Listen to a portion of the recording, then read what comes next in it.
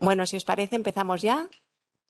Empezamos ya, por respeto a los que habéis venido a tiempo y de los que están conectados también desde casa. Mi nombre es Marta Reina y abro hoy este acto en representación de la Asociación Nacional de Ingenieros del ICAI, que es la institución que cohesiona la red de ingenieros del ICAI y que facilita que nos acompañemos unos a otros en la vida profesional, que nos podamos apoyar sobre todo en la vida profesional. Sed todos muy bienvenidos a esta casa, a vuestra casa, y mil gracias por acompañarnos. A los que habéis llegado hoy puntuales hasta aquí, los que se han sumado ya desde casa y los que están en camino también.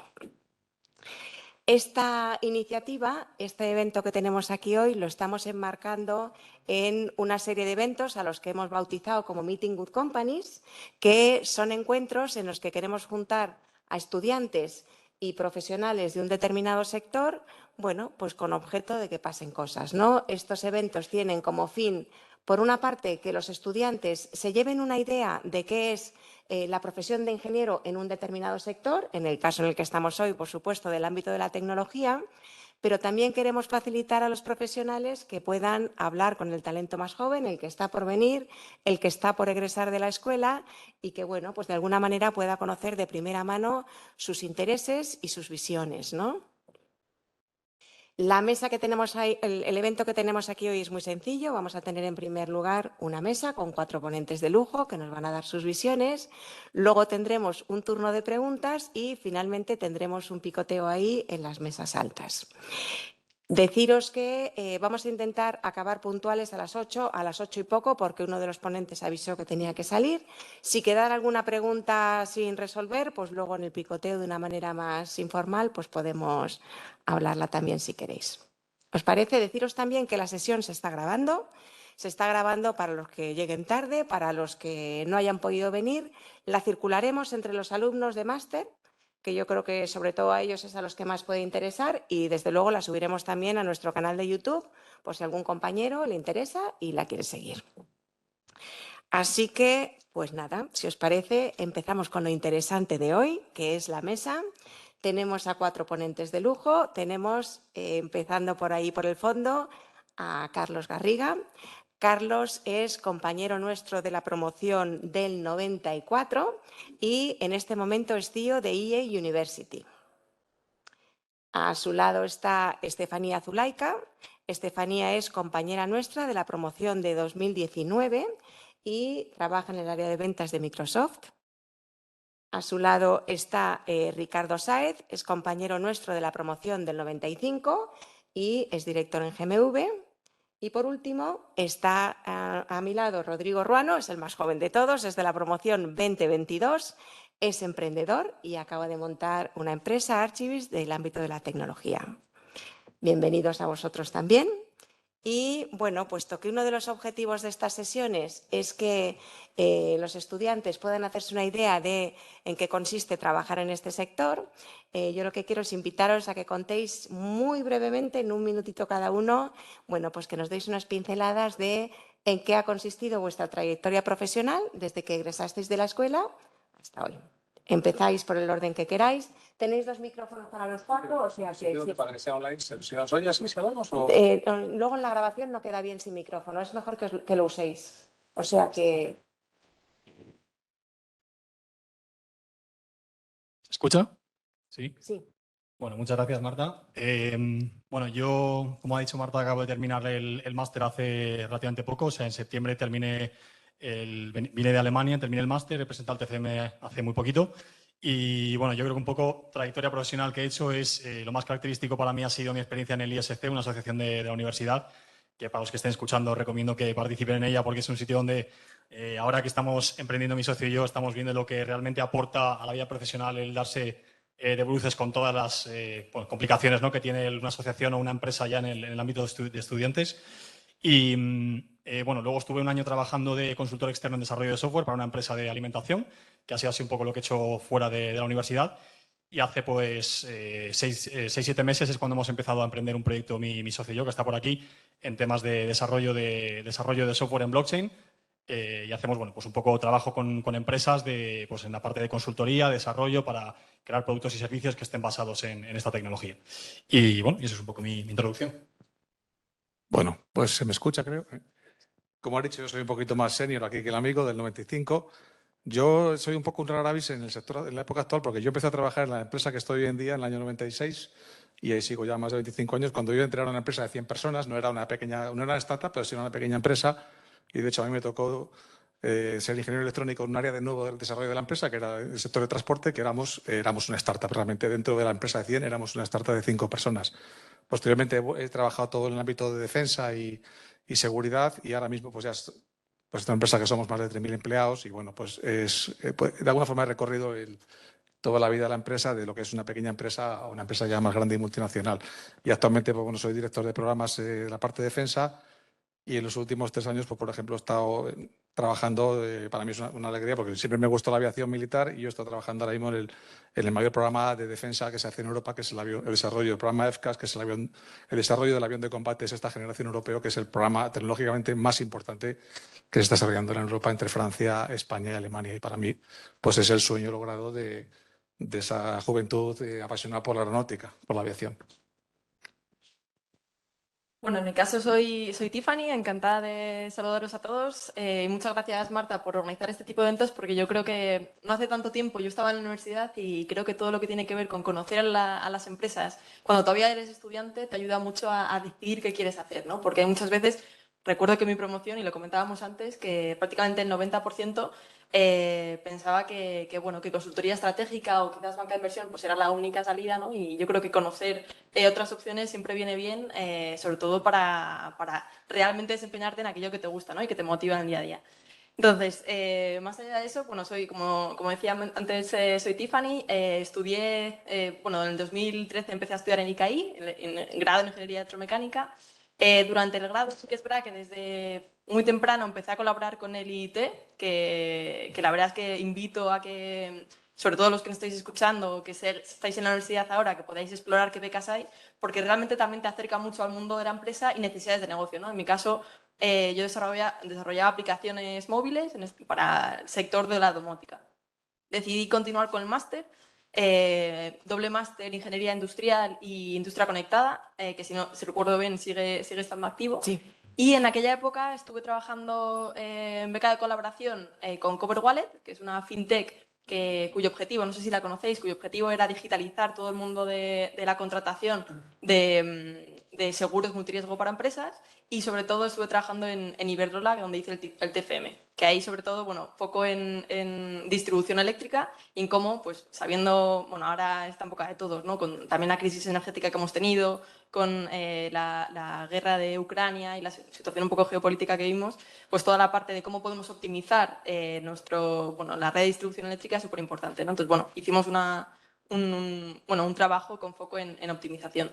Y desde entonces, justo cuando me gradué del máster, empecé a trabajar en Microsoft, llevo prácticamente 4 años, y con foco en el mundo cloud, en cómo, en ayudar a las empresas a adoptar, pues, sobre todo, productos de analítica avanzada, inteligencia artificial, para ayudarles a tomar mejores decisiones, ¿no? En tiempo real y sobre todo, pues, eficientar los procesos de negocio, ¿no? Así que nada, luego hablaremos un poquito más de ello. Así que nada, muchas gracias. Muy bien. Buenas tardes. Bueno, Marta, muchísimas gracias. Un placer estar con estos ilustres compañeros. El más antiguo soy yo, 94 por un año, Ricardo. Ya ni me acuerdo cuando salimos. Bueno, sí lo recuerdo, la verdad. La verdad es que mi carrera profesional ha tenido, yo creo que 2 fases muy marcadas. Al principio, pues empecé a trabajar en la ilustre competencia aquí de GMV. GMV, que he de decir que ya en su época, en los años 90, me imagino que lo seguirá siendo, era la mejor compañía de Europa en orbitografía. Yo tuve un capítulo que me dediqué también a defensa y espacio. Después de tener estuve en la Agencia Espacial Europea trabajando en el proyecto EGNOS, el proyecto europeo de navegación por satélite y colaborando además con parte del equipo de GMV, que como digo tenía una gran... grandes ingenieros españoles, mucho aeronáutico también, he de decirlo, pero realmente dejábamos el pabellón de la ingeniería española muy, muy alto. Y después hice un máster en Estados Unidos, que es cuando cambió un poco mi percepción. Me salí del mundo de la defensa y del espacio y me lancé al mundo de las tecnologías de la información. Al volver a España, año 99, pillé la ola buena de las telecomunicaciones, que por cierto está medio terminando, o sea, ya no es tan buena, o por lo menos estamos en una fase diferente. Bueno, pues tuve la suerte de entrar en ONO, cuando ONO le tenía que explicar a mis padres, pero ¿qué es esto de ONO? Pues esto es una empresa con sede en Madrid que no opera en Madrid, que opera en Valencia, en fin, en otras regiones, y tuve el privilegio de pues asistir a toda la consolidación del mercado del cable en España. ONO compró a una, esto nos sonará un poco a ciencia en fin, historias del abuelo Cebolleta, y ahora es una empresa que compró a Vodafone, pero vamos, durante casi 10 años, pues algo parecido a lo que te vas a decir, Ricardo, pues desde una empresa muy pequeñita hasta que pues teníamos, pues operación en toda España. Y después ya pues he ido saltando a distintas industrias ya como Chief Information Officer, como CIO, pues industrias como distribución, estuve en Unipapel, que se convirtió luego en Adimpo, una multinacional de distribución de material de oficina, o sea, sistemas de información, pero en otra industria totalmente distinta a telecomunicaciones. Después salté a Sareb, el banco malo, que ni era un banco ni era malo. Pero bueno, fui el CIO originario, monté todo el equipo de sistemas, todos los sistemas de información, fue un proyecto precioso. Y de ahí pues salté a la universidad, ¿no? a University, donde bueno, pues también llevo ya camino de 7 años. Lo que he podido descubrir, estar encantado además de compartir con todos vosotros, es, a pesar de lo diferentes que son estas industrias, qué parecida es la profesión de tecnologías de la información. Me imagino que tú, Tiffany, lo habrás podido comprobar. Hay mucho tronco común. Todavía es una carrera profesional que tiene muchísimo recorrido, en donde ingenieros como vosotros, o próximos ingenieros como vosotros, sin duda tendréis mucha cabida por las capacidades y los skills que habéis aprendido durante la carrera, ya os adelanto que son muy valorados en esta profesión de las tecnologías de la información. Bueno, pues muchas gracias por estas presentaciones. Quería preguntaros que compartierais con quienes están escuchando y quienes os van a escuchar, ¿en qué situación veis que está el sector?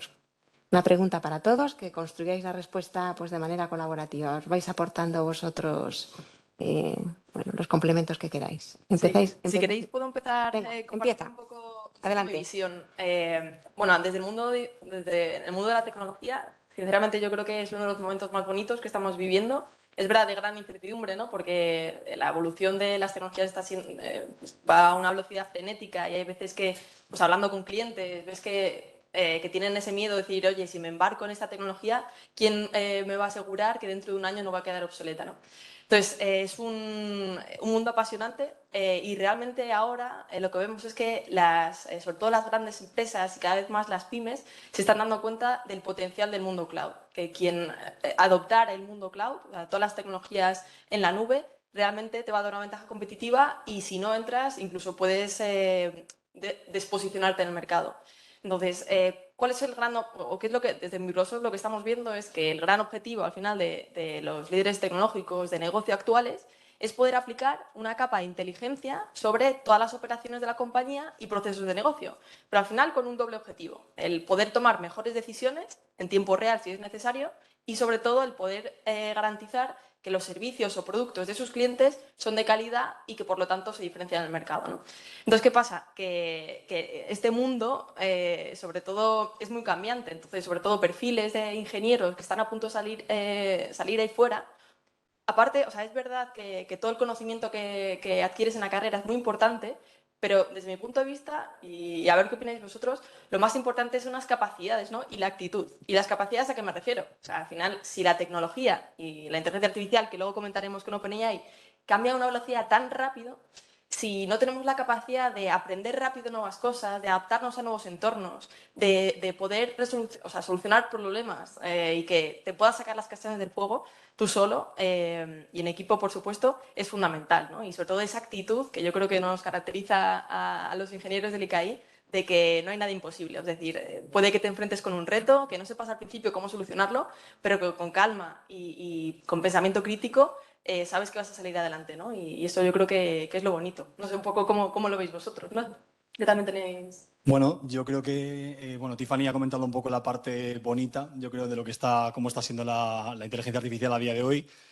Yo creo que efectivamente hay cosas muy buenas de la inteligencia artificial que están aportando muchísimas ventajas competitivas a las empresas y muchas cosas buenas, pero creo que también este rápido crecimiento, esta aceleración que estamos teniendo a día de hoy es un poco también la causa de que hay mucha gente que se siente un poco como perdida, ¿no? O sea, que tanto las empresas como nosotros, los usuarios, hemos visto que la inteligencia artificial lleva existiendo, o sea, lo hemos tenido en muchísimos ámbitos de nuestro día a día casi sin darnos cuenta, pero de repente hemos encontrado una herramienta que parece que lo cambia todo y que parece que nos resuelve hasta que ahora nos tenemos que levantar y que tenemos que cenar, ¿no? Que es un poco todo muy drástico.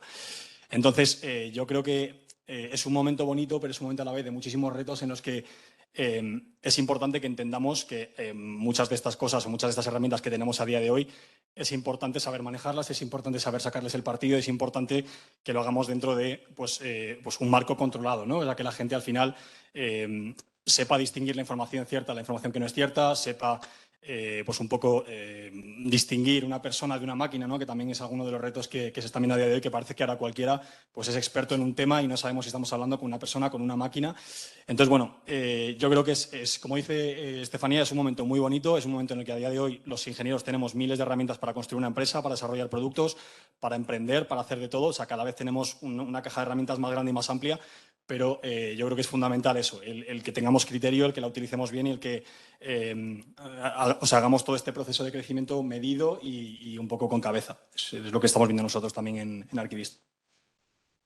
Bueno, yo por añadir, habéis dicho muchas cosas, el sector está en ebullición. Yo diría que el sector está en ebullición, el sector tecnológico durante muchos años ha estado muy revolucionado, pero yo diría que ahora está en una fase de ebullición. Yo ya en la escuela, en el año 94, así, nos daban administración de empresas y creo que era Alvin Toffler, nos leyeron un libro que decían que la única constante de esos tiempos es la aceleración del cambio, que eso era en el 95, ahora ya, pues, bueno, pero tenía mucha vigencia, yo sigue teniendo vigencia.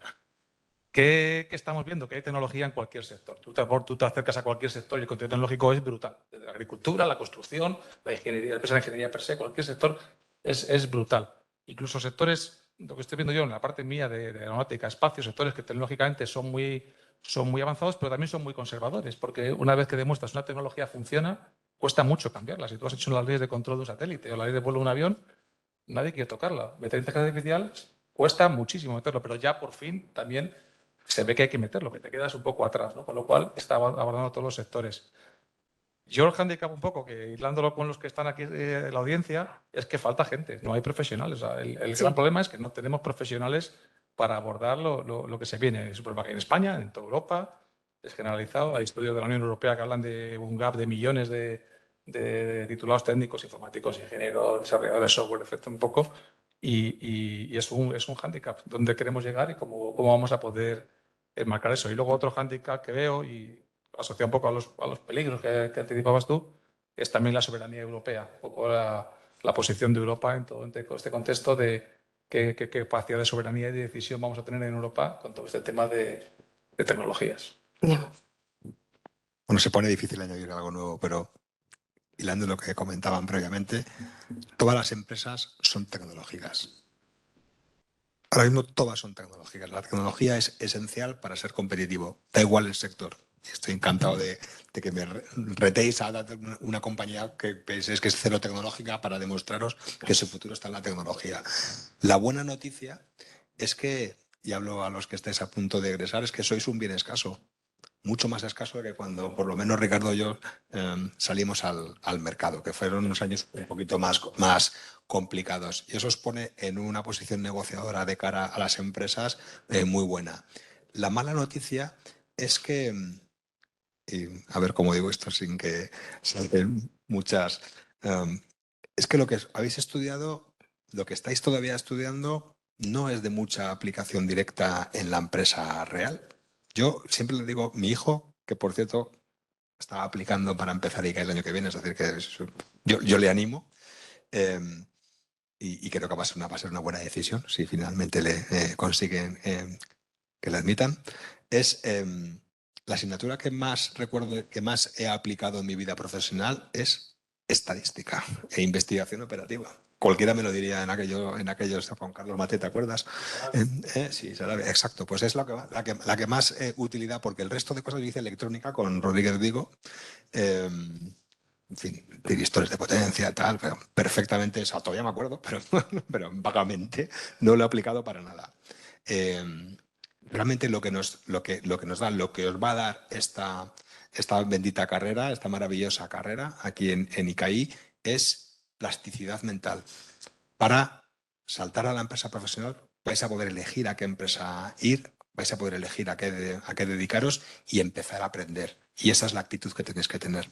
Y lo que más se valora de un perfil como el vuestro es vuestra capacidad de adaptaros y empezar a aprender desde el primer minuto en que empezáis en una nueva empresa. Quizás, Tiffany, esto tú tienes más fresco que yo y lo podrás a lo mejor corroborar. Gracias.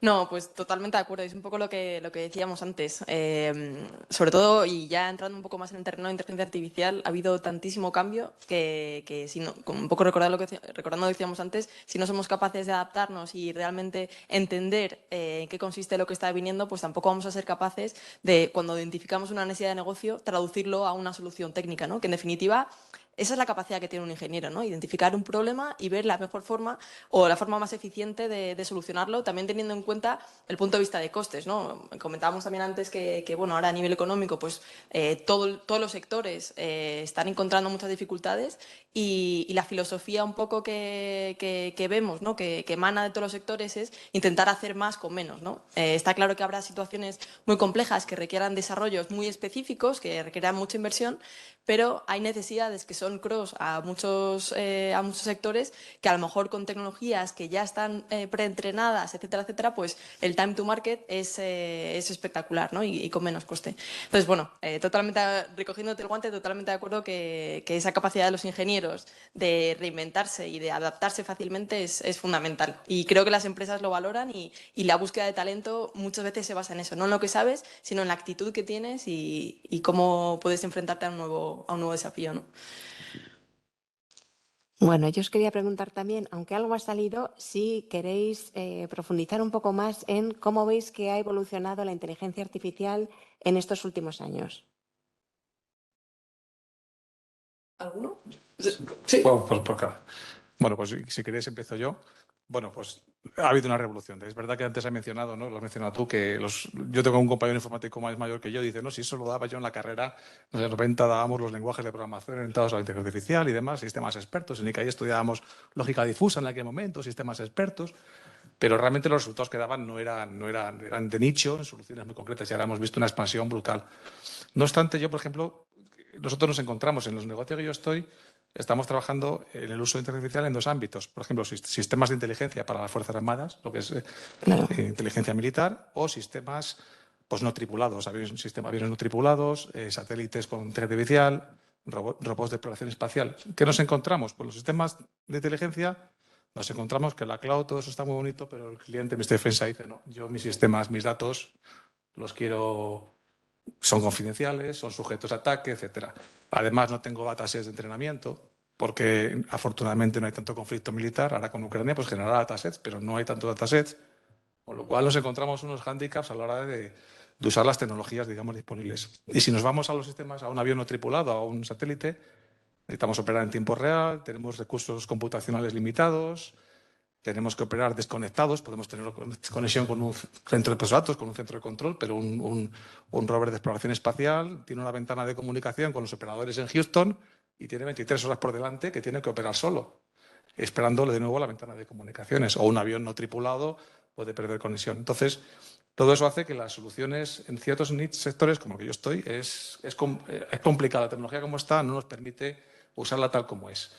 Y tenemos, por ejemplo, el tema de certificación. En aeronáutica, en avión, tú necesitas certificar los sistemas para cumplir la famosa fiabilidad del 1 por 10 a la menos 7, de que la probabilidad de fallo sea mínima. Entonces, ¿cómo demuestras que un sistema con inteligencia artificial cumple esa fiabilidad? ahí se habla de inteligencia artificial predecible, que en el fondo es decir, es acotar las soluciones que te dan. Como dice un compañero mío, es dotar de una regla de sentido común a la inteligencia artificial para que no te dé un resultado no esperado que te salga de tus soluciones. Eso hay bastante todavía actividad de I+D, están las universidades, hay financiación de la Unión Europea, hay proyectos de investigación, la Agencia Europea de Seguridad Aérea, etcétera, están trabajando, pero digamos que hay ámbitos en que hay mucho potencial, pero todavía hay unas limitaciones o unas actividades de I+D todavía por cubrir. Sí. Bueno, yo un poco siguiendo lo que estabas comentando, más que hablar un poco de, a lo mejor, de cómo ha evolucionado la inteligencia artificial, que yo creo que, bueno, ya hemos comentado un poco que ha habido casos que todos hemos utilizado inteligencia artificial casi de manera inconsciente, pues un poco en los sistemas de recomendación de las aplicaciones, ¿no? En sistemas de reconocimiento biométrico y demás. O sea, es algo que ha estado en nuestro día a día durante ya muchos años. Yo quería comentar también un poco cómo estamos viendo nosotros en el sector blockchain, donde estamos trabajando, que también es una tecnología que está siendo pues muy puntera. Quizá ahora es verdad que está un poco eclipsada por la inteligencia artificial que está tomando todo el protagonismo y bueno, pero es algo que estamos viendo en el día a día. Estamos trabajando con empresas, pues empresas de gran calibre que están implementando o buscando implementaciones tanto en la parte de blockchain como en la parte de inteligencia artificial para muchos temas que comentabas tú también, como certificación, trazabilidad, seguridad de datos. Todo eso, la blockchain a día de hoy, bueno, nosotros pensamos que es la infraestructura, la base de datos óptima para bueno, pues para llevar a cabo todas esas propiedades, ¿no? Que son fundamentales en muchos casos. Y precisamente una de las cosas que estamos buscando en Archivist es eso, es un poco la combinación de la inteligencia artificial con la blockchain, que puede ser muy interesante porque a día de hoy es verdad que la inteligencia artificial es capaz de generar una gran cantidad de datos, es capaz de hacer procesos muy eficientes, ¿no?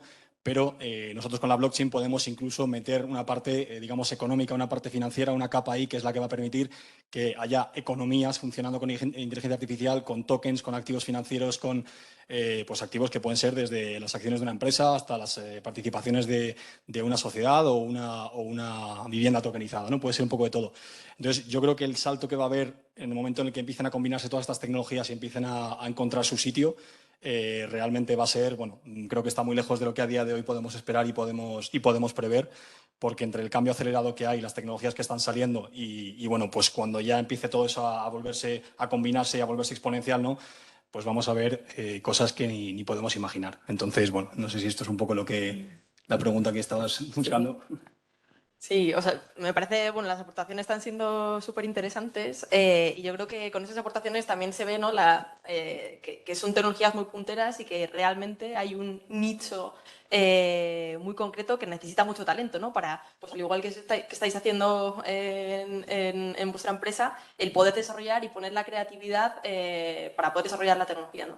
Entonces, a nivel de evolución de inteligencia artificial, o sea, realmente la inteligencia artificial lleva con nosotros, o sea, se acuñó pues, por allá en la época de los 50. O sea, al final, con Turing, lo que ocurría era que se veía el potencial, pero no teníamos la capacidad de cómputo o la cantidad de datos que tenemos ahora como para realmente sacar un partido real de toda esa información, ¿no? Entonces, ha sido con la evolución de estas últimas décadas en las que pues, la infraestructura ya nos permitía pues, poder entrenar modelos de inteligencia artificial muy, muy potentes, es cuando realmente a nivel económico para las empresas, incluso para los particulares, pues cuando ha empezado a tener sentido a adoptarlo y por eso lo hemos visto más en los últimos años, ¿no? Entonces, si hablamos de inteligencia artificial, por desmitificar un poco el término, no deja de ser el que una máquina sea capaz de comportarse como un humano, ¿no? El poder percibir, ¿no? Por los sentidos, el poder entender qué es lo que está ocurriendo para razonar y sobre todo poder aprender, ¿no? Entonces, dentro del ámbito global de inteligencia artificial, por eso tenemos un subconjunto que es el Machine Learning, ¿no? Que se encarga de, oye, cómo una máquina puede aprender de forma automática para luego complementar, ¿no? a un humano en la toma de decisiones, ¿no? Y dentro de Machine Learning, ¿no? Si volvemos a hacer doble clic en esa caja, pues tenemos pues, toda la parte de aprendizaje profundo, Deep Learning, que no dejan de ser arquitecturas de redes neuronales, ¿no? Que ahí lo hemos visto, lo hemos estudiado y que básicamente es, oye, cómo somos capaces de procesar grandes cantidades de información en tipo imagen, en tipo texto y poder extraer de ahí valor para automatizar ciertas tareas. Y bueno, y por último, ¿qué pasa? Que bueno, yo creo que el LinkedIn bueno, y los navegadores de todos nosotros en los últimos meses ha estado saturado de noticias respecto a OpenAI, ¿no? El cómo ahora podemos sacar partido de la inteligencia generativa, que es un subcampo de redes neuronales, ¿no? Y cómo pues, ya no solo vamos a ser capaces de percibir, de aprender, de entender, sino que las máquinas van a poder comunicarse con nosotros de una forma totalmente humana y realmente acceder a información en tiempo real de una forma revolucionaria, ¿no? Entonces es un poco, oye, pues realmente la inteligencia artificial, como decíamos antes, lleva con nosotros mucho tiempo, pero es ahora cuando se está viendo la aplicación real. Así que, bueno, es un poco mi aportación. Sí, no. Redes neuronales. Era el trabajo de fin de carrera de moda en los 90, era de sobre, o sea, para que lo pongáis en perspectiva en aquella época. Efectivamente, esto lleva dando muchas vueltas. Eh, y lo que, además has dado en el clavo, lo que ha cambiado es la disponibilidad. Ahora el almacenamiento es gratis, la capacidad de proceso tiene un coste marginal. Está al acceso, accesible para cualquier empresa en un coste además variable, sin una inversión por adelantado. Eso es bajar las barreras de entrada para la innovación de una manera absolutamente drástica. Cambia el paradigma totalmente. Cualquiera puede meterse en estos fregados. No miro a Ricardo porque tiene un contexto bastante particular y que se aleja de este paradigma que sí que es verdad que aplica a cualquier otra industria, ¿no? Y bueno, yo en el sector de educación, pero lo estoy viendo en todos los ámbitos. Y además, como bien decía Rodrigo, esto es una combinación de cosas, ¿no? Es la inteligencia artificial aislada, blockchain, Internet de las cosas, realidad virtual, realidad aumentada. Esto nos está llevando en una situación, estamos viendo unos tiempos muy interesantes, pues yo creo que esto está cogiendo una aceleración increíble en los últimos tiempos, y no es por dorarte la píldora, pero es verdad que Microsoft está haciendo además en particular un esfuerzo notable en aterrizar esto en soluciones reales. Hace 6 días que se lanzó el anuncio de Copilot, que promete que va a hacer PowerPoints, Excel. Yo estoy deseando verlo, porque estoy hasta las narices de tener que hacerlos yo. He visto también una demo de cómo, por ejemplo, con inteligencia artificial, usando Outlook o Teams, vinculado a Dynamics, que es el CRM de Microsoft, cómo va a mejorar muchísimo la productividad para que directamente al recibir un correo detecte quién te ha pillado el correo, ver si es uno de tus clientes en el CRM, buscar automáticamente la información relevante y proponerte una contestación en tiempo real, usando, entre comillas, ChatGPT, OpenAI, que es lo que está por debajo, ¿no? Por debajo del capó de ChatGPT. Y esto es una realidad, esto no es ciencia ficción, esto está disponible la semana que viene. Un poquito más allá, algunos clientes. Nosotros ya, desde luego, estamos ya apuntados. Esto ya es una realidad que está explotando y que se va a combinar con un montón de cosas. Impacto que va a tener esto, un impacto brutal. Yo creo que en las próximas décadas, a lo mejor a Ricardo y a mí nos va a pillar ya medio jubilados, pero en las próximas décadas el trabajo va a cambiar sustancialmente. Tareas repetitivas, tareas tediosas en cualquier ámbito funcional de la empresa van a desaparecer. Contabilizar, resolver tickets de problemas en un soporte informático, atender en primera derivada a un cliente con una reclamación, y esto se va a sustituir por tecnología, por una combinación de tecnologías. Y de nuevo, otra buena noticia es que vais a estar en el lado bueno, en el lado de los que vais a poder modelar esas soluciones, adaptar esas soluciones que ya existen a las empresas en las que decidáis desempeñar vuestra carrera profesional, o incluso desarrollar nuevas soluciones como que está haciendo Rodrigo. La verdad es que os envidio porque vais a entrar en un momento profesional absolutamente precioso. Bueno, aunque ya está saliendo, la siguiente pregunta que teníamos preparada es ¿qué oportunidades veis que presenta el mundo de la tecnología y qué oportunidades veis que presenta en particular para los ingenieros?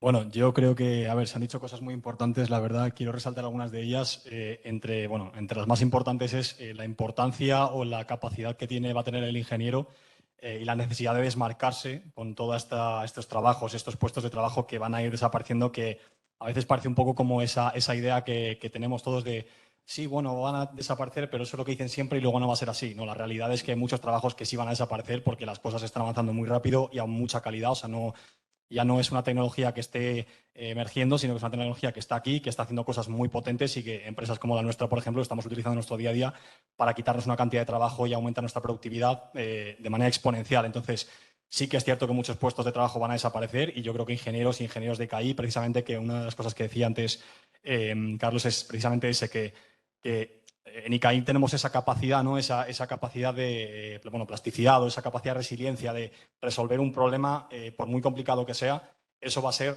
lo que nos va a distinguir o lo que nos distingue del resto de personas, ¿no? O sea, del resto de profesionales.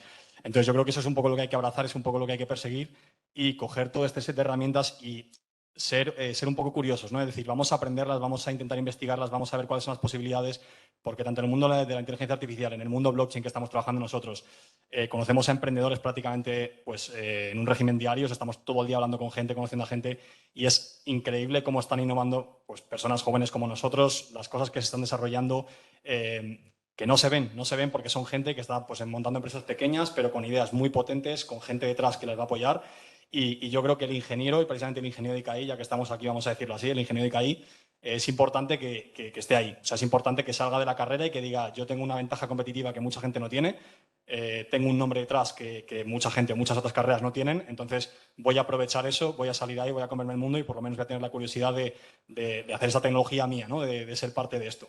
Entonces, bueno, yo creo que no puedo hacer otra cosa que animar a todo el mundo a seguir el camino que estamos siguiendo nosotros porque es el más bonito, por lo menos desde mi punto de vista, en el que más se aprende y en el que más pues, estas tecnologías van a formar parte de vuestro futuro, de nuestro futuro, y creo que es importante pues, cogerlas desde ya. Yo si queréis un mensaje un poco provocador en nuestro sector, yo creo que el ChatGPT y OpenAI no va a destruir puestos de trabajo, va a cubrir los puestos de trabajo que no se van a cubrir. Como decía, es que se prevé, se habla de millones de trabajos técnicos sin cubrir en los próximos años. Entonces, la llegada de ChatGPT nos va a permitir, yo creo, cubrir esas necesidades. O sea, en el futuro inmediato, todos los ingenieros, desarrolladores de software, matemáticos van a tener un OpenAI al lado trabajando para él, o uno o varios. En esas tareas, yo no diría repetitivas, incluso nosotros estamos en la empresa, ya hay grupos de trabajo, gente trabajando con estas herramientas para ver cómo incorporarlas a los elementos productivos, y hay gente metiéndole ecuaciones y ejecutas de diferenciales y viendo cómo ChatGPT las aborda y cómo lo plantea, o dándole un software y decirme, hazme todo el software de pruebas de este software, hazme todos los test cases, tareas que ahora hace un ingeniero software y son bastante aburridas. Entonces yo creo que más que destruir va a permitir seguir trabajando en todos los proyectos que vamos a tener. Y de hecho nosotros estamos trabajando hay dos grupos de trabajo en la empresa, uno para ver cómo incorporarlo a diferentes mecanismos productivos y otro para ver todo el tema de gestión de conocimiento de la empresa, cómo poder tener una instancia de OpenAI en tu empresa, alimentarla con todo tu conocimiento y que a partir de ahí, digamos, se adapte, digamos, a tu empresa. Ya yo sé que hay casos ya de OpenAI, me parece, con alguna consultora como Morgan Stanley, ya lo están desplegando. Ahí las dudas que se nos plantean a nosotros es aspectos como la propiedad intelectual. La propiedad intelectual, la regla de la propiedad intelectual de ese código genera. De hecho, OpenAI ya ha habido alegaciones, reclamaciones de propiedad intelectual de los GitHub y demás, ¿no? De ese tipo de cosas. Hay temas también un poco de, claro, cómo se va a comercializar ese servicio, cómo nos van a cobrar las empresas por tener nuestra estancia de OpenAI trabajando en la empresa, ¿no? Porque si nos va a reducir puestos de trabajo, tendrá un coste, ¿no? Y luego, de nuevo, como dije al principio, aunque está todo con Microsoft, un poco la soberanía europea, ¿no? Pues Europa, una vez más, llegamos tarde y claro que vamos a hacer que Europa dependa todo de esta herramienta tan poderosa no europea. Es un tema de la Unión Europea, sí que está dando pasos, pues el Chip Act el año pasado, ¿no? Para recuperar capacidad en semiconductores. En inteligencia artificial está poniendo, digamos, está liderando Europa los temas de ética o explicabilidad en inteligencia artificial.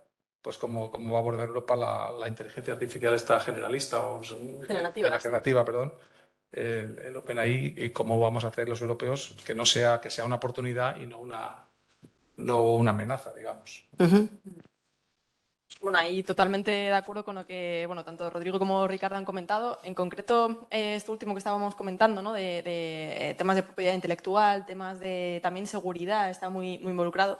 cuando hablamos con las empresas, un poco una de las principales preocupaciones que existen es, oye, es verdad que estoy utilizando, o sea, la inteligencia artificial pues, puede tener un potencial muy grande para mi empresa, pero claro, también a nivel ventaja competitiva, yo no quiero entrenar un modelo con información propia mía y que otra persona se pueda beneficiar, otra persona no, otra empresa se puede, o competencia se pueda beneficiar de ello, ¿no?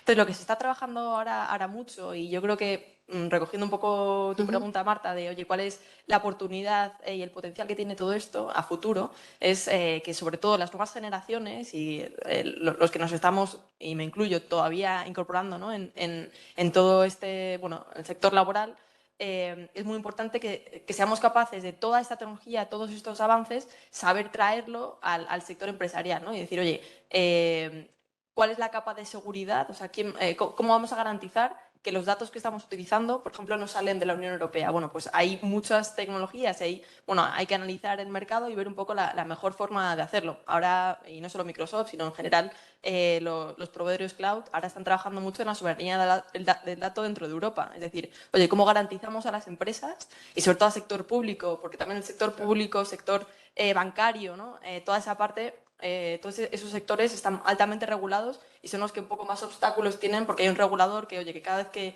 tienes un proyecto, un caso de uso, tienes que justificar muchas cosas y es cierto que a veces pues, esa agilidad que te puede dar el cloud pues no la puedes sacar provecho realmente.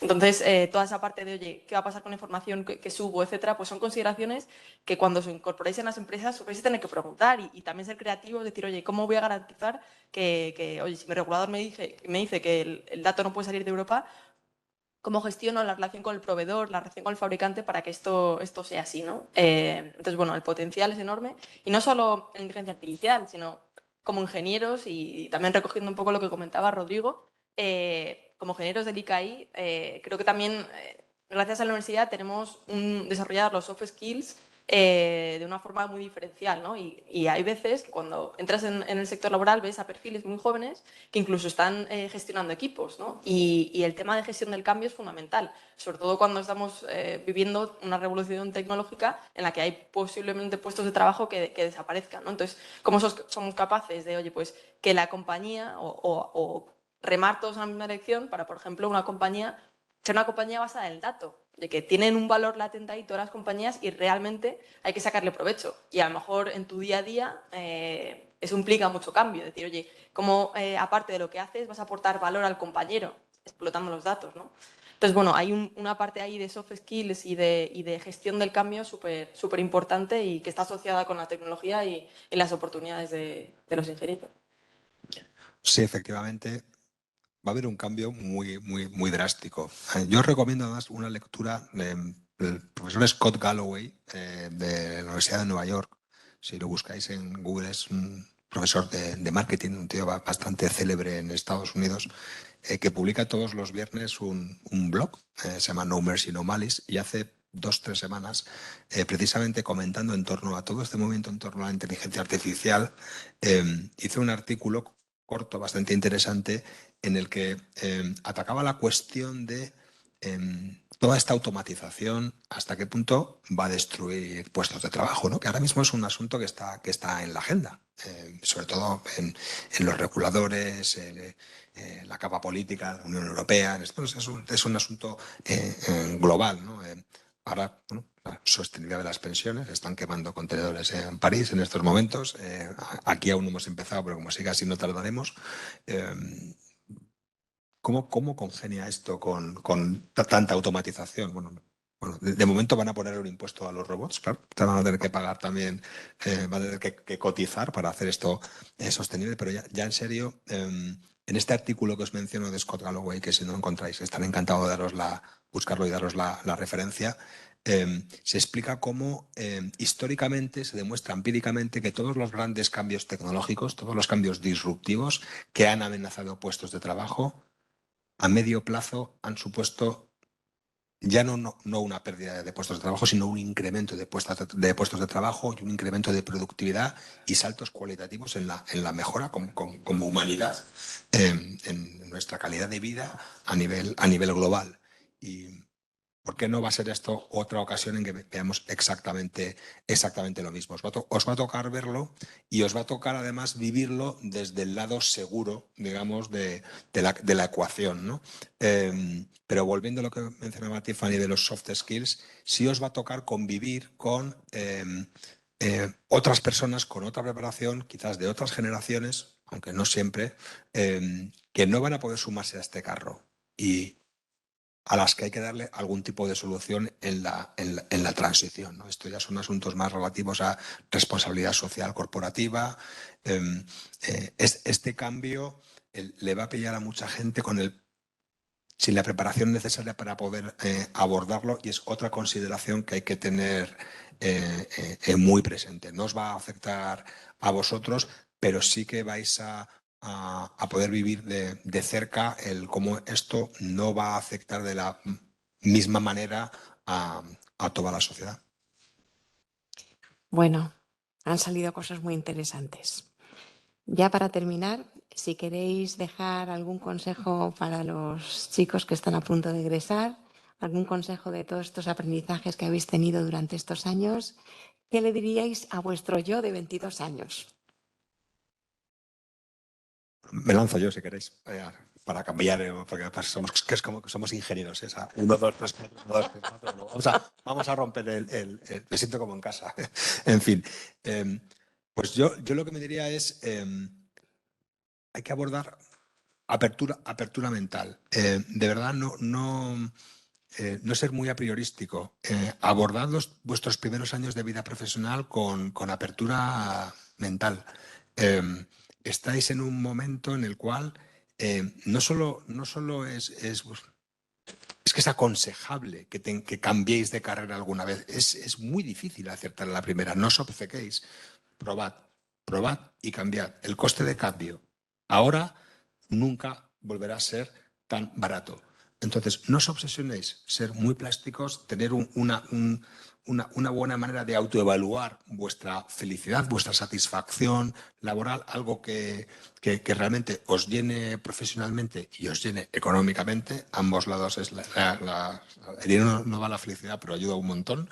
De verdad, abordarlo con mucha flexibilidad y no os obsesionéis. Es muy difícil, no imposible, pero es muy difícil acertar a la primera. Oye, buscad un buen trabajo, no le deis 50.000 vueltas, experimentar, aprender, y si tenéis que dar un salto, estáis en el momento oportuno para dar los que sean necesarios hasta que deis en el clavo. Ese sería mi consejo. Bueno, yo creo que vamos a seguir con el patrón de los ingenieros y continúo yo compartiéndoos un poquito mi visión y experiencia en este ámbito. O sea, un poco lo que os decía, ¿no? Hace 4 años terminé el máster, es verdad que había visto algunas empresas, ¿no? A través de las becas de colaboración, pero yo sí que tenía ese miedo a equivocarme, ¿no? Es decir, no sé qué hacer, si ahora tan pronto de terminar la carrera me salgo al mundo de la ingeniería, luego cómo voy a volver, ¿no? Si me equivoco. Esa sensación, ¿no? Que teníamos todos en la promoción de que si no tenías 3 ofertas encima de la mesa, algo estabas haciendo mal, ¿no? Y que si de esas 3 ofertas 2 no eran de consultoría estratégica, también estabas haciendo algo mal. En el discurso de graduación, creo que fue de grado, en mi caso mi padrino de promoción fue Ignacio Osborne, dijo una cosa que yo no me he olvidado y que comporta con vosotros. Dijo, no tengáis miedo a equivocaros, de todo vais a aprender. Bien sea yo me acuerdo, fue en grado, ahora lo recuerdo porque no sabía yo si hacer el máster o no. No sé si de los que estáis aquí o que nos estáis escuchando desde casa, cuando terminasteis el grado, cuando ahora, a lo mejor puede que estéis terminando el grado, preguntéis si merece la pena no hacer el máster. Son preguntas que en ese momento parece que van a marcar tu vida, luego no lo son tanto y te das cuenta que de cada fase aprendes, de cada decisión aprendes, y si no es algo a nivel conocimiento, es algo a nivel personal que te vas a quedar ahí, que en un momento dado va a aflorar y te va a ayudar. Entonces, me sumo totalmente a lo que ha dicho Carlos, hay que probar y sobre todo hay que conocerse a uno mismo. A mí hay un concepto que me encanta, que es el Ikigai, que al final consiste en, oye, saber aquello en lo que se te da bien, aquello que te gusta, aquello en lo que crees que vas a poder ayudar a la humanidad, ¿no? Que vas a tener un propósito social, Y por otro lado, que también lo ha comentado Carlos, pues el tema de, oye, ¿por qué actividades vas a poder conseguir dinero y vas a poder seguir adelante, ¿no? Entonces, al final son 4 círculos que se van a poder mezclar y que algunos será vocación, otros será pasión y será muy difícil encontrar la intersección entre los 4, pero al menos sí saber hacer ese ejercicio de introspección, ¿no? ¿Qué te apasiona? ¿Qué se te da bien? Y también, si queremos mantener pues la motivación de todos los días levantarnos con una sonrisa y no, pues bueno, estar desmotivados, pues también, ¿cuál es tu propósito? ¿No? Que a lo mejor no lo sabemos en los primeros 15 años de carrera, a lo mejor tarda mucho más en llegar, pero al menos tener en mente de que también hay que aportar algo a la sociedad después de lo afortunados también que hemos sido de recibir esta educación, ¿no? Así que bueno, es un poco mi opinión. Bueno, me da un poco apuro dar consejos, pero bueno, quizás, como hemos hablado ya y tú has dicho, nuestra época cuando acabamos era mucho más duro, digamos, el abanico de probabilidades, de posibilidades que había era mucho más cerrado, hay infinitas posibilidades de carreras muy interesantes, muy atractivas. Yo aquí levantaría un poco el mensaje de un poco de patriótico, si queréis, y es que yo creo que ahora mismo que no hace falta irse fuera para desarrollar una buena carrera profesional como ingeniero. Yo creo que ahora mismo en España hay grandes empresas de ingeniería trabajando en proyectos multinacionales, liderando proyectos multinacionales. Yo llevo trabajando unos cuantos años con ingenieros alemanes, italianos, franceses y de verdad no tenemos nada que envidiarlos ni como ingenieros ni como empresas. Entonces creo que hemos pasado unos años que parecía que los ingenieros para tener éxito había que irse fuera y yo creo que eso debería revertirse. Es un poco la tradición española de siempre ponernos que somos peores que los demás, ¿no? Y compararnos siempre a lo negativo y creo que es un poco el mensaje que me gustaría dar aquí hoy.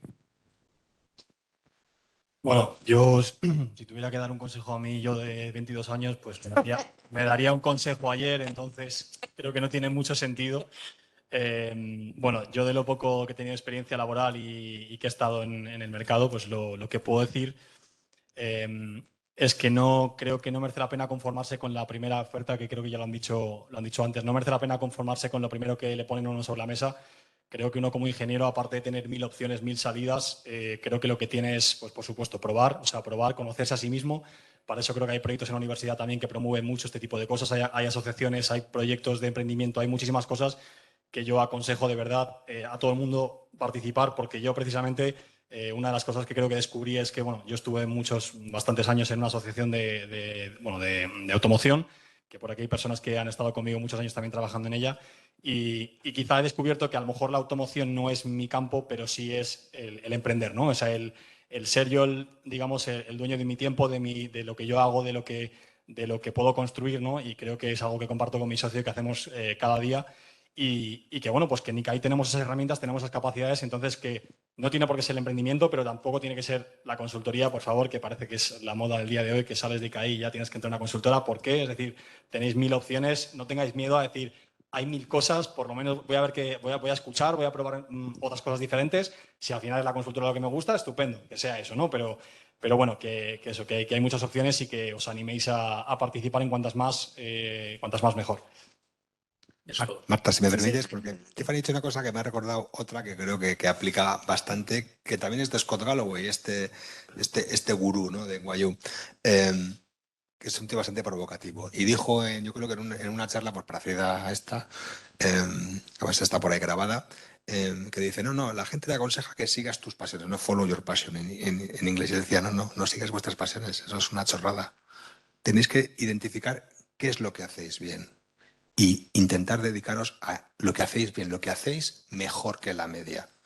Las pasiones, bueno, luego vendrán, luego podrás descubrir, era su punto y yo, bueno, pues creo que no anda desencaminado.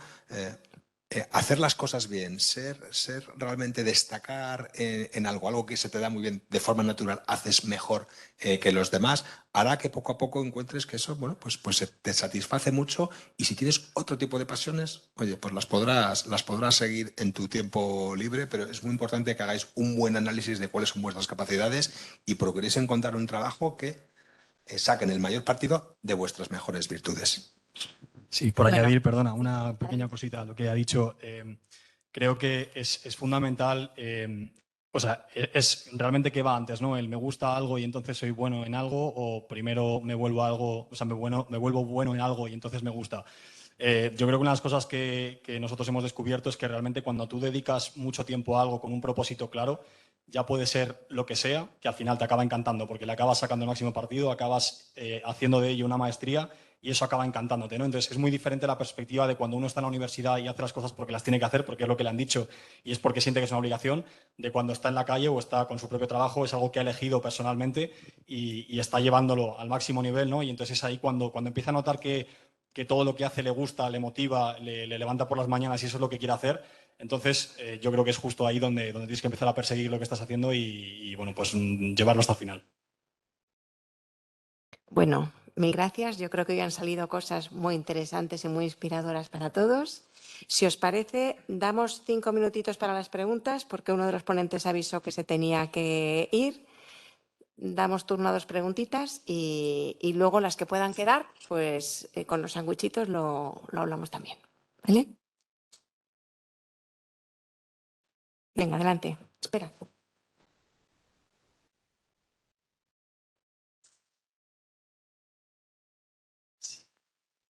Hola, bueno, muchísimas gracias. Yo tengo una pregunta para Rodrigo y es que, por ejemplo, a mí o sea, ¿cómo decirlo? Me preocupa, por ejemplo, que si emprendes nada más salir de la carrera, o sea, ¿dónde podrías aprender más, ¿no? ¿Por tu cuenta emprendiendo o aprendiendo a lo mejor dentro de una empresa como una consultora, por ejemplo, con gente que ya tiene metodología y experiencia de trabajo, ¿no? Entonces, eso me da un poco de miedo si decides emprender. Pues eso. Si vas a aprender al mismo ritmo, más, menos, no sé. Entonces, cuál es tu experiencia? Sí, a ver, o sea, yo creo que un poco también, o sea, emprender depende de realmente qué es lo que estás buscando, ¿no? O sea, o sea, tu objetivo cuando emprendes, ¿cuál es realmente? ¿Es hacer lo que te gusta? ¿Es pegar un pelotazo? O sea, depende. Hay muchos objetivos por los que emprender, ¿no? Hay que tener mucho cuidado porque emprender tiene muchos caminos diferentes y yo creo que al final, o sea, tampoco te puedo decir que yo no tengo mucha experiencia en empresa, ¿vale? He tenido poca, pero la que yo he tenido, yo creo que el emprendimiento, si hay algo que distingue es que la velocidad a la que aprendes, porque la velocidad a la que te equivocas y la velocidad en la que fallas es radical. O sea, es diaria, es pegarte contra todo tú mismo. Entonces, es verdad que tienes que tener la paciencia de tener muy claro que las cosas van a avanzar despacio, porque es así. O sea, no vas a llegar y vas bueno, pues a empezar a facturar el primer día, ni te van a ir los clientes, porque no es cierto. Pero yo creo que vale mucho más. Si de verdad a ti lo que te gusta es aprender, crecer personalmente y profesionalmente, creo que la velocidad a la que tú aprendes con todo, o sea, en cualquier ámbito, ya te digo, es que no solamente en la parte técnica de lo que tú estás haciendo, sino puede ser pues, en ámbitos financieros, de marketing, de desarrollo web, de lo que sea. Creo que eso te va a aportar mucho más como persona y probablemente a ti como profesional el día de mañana que lo que te haya podido transmitir una persona en una consultora o lo que te haya podido, hombre, quizás si te ponen una buena figura, ¿no? De un gran ingeniero en un trabajo técnico y tal, pues a lo mejor puedes sacar mucho partido, pero que no pienses que una consultora, un buen consultor o un buen manager o lo que sea te va a aportar una gran cantidad de conocimiento, de experiencia, porque te puedo decir por experiencia que tengo gente a mi alrededor en esos campos y no es precisamente buena experiencia o buen nivel lo que están adquiriendo con esos trabajos. Entonces, no tengas miedo realmente si el emprendimiento te llama. Vale, muchas gracias. Bueno, yo creo que debemos cortar aquí. Si os parece, continuamos ahora ahí la conversación en las cervecitas. Y nada, espero que os llevéis lo que habéis venido a buscar, que os vayáis tan inspirados como me voy yo. Y si os parece, damos un aplauso a los ponentes y por las gracias.